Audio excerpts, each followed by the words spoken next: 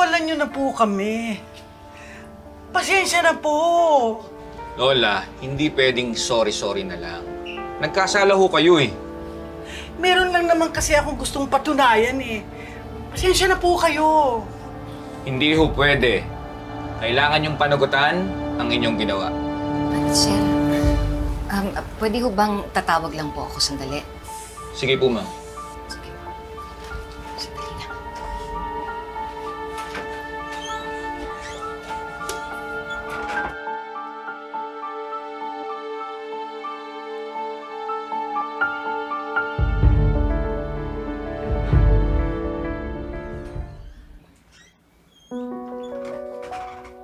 Nay, nakausap niyo po si tatay. Ano po sabi niya? Ayan, papunta na daw siya dito.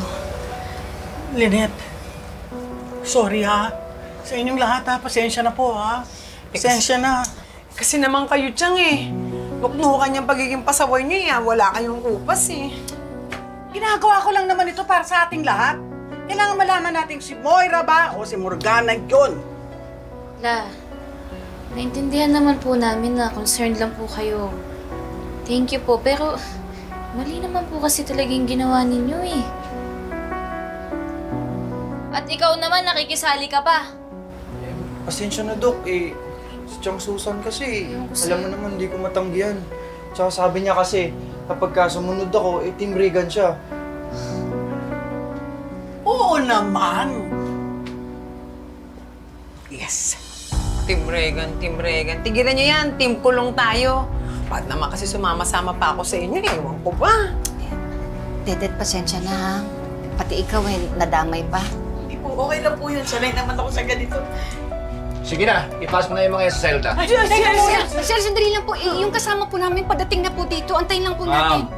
Doon na ho kayong maghintay sa loob. Ay, Chef, sandali naman ho. Isa lang naman yung nagawa namin. Kulong kami agad. Anong iisa ho? Eto, babanggitin ko sa inyo. Desecration of grave, trespassing, vandalism, damage to property, public nuisance, illegal exhumation, violation of health and sanitation code, siyempre, theft. Pag napatunayang, may ninakaw talaga kayo. Criminal offense yun! Wala nga po kaming ninakaw, Chip. Kasi nga ho, nahuli kayo. Pero, bakit nyo naman tatangkain na hukayin ng bangkay o yung puntod kung wala naman kayong plano na nakawan, di ba? Bakit hindi niyo na lang po imbestigahan yung kabaong? Tingnan niyo kung may laman o wala. Tama po, sir.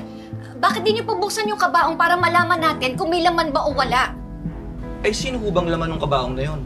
Si Moira nga. Kaya nga plano namin buksan. Gusto namin malaman kung nandun ba siya sa kabaong o wala. Kita nyo na.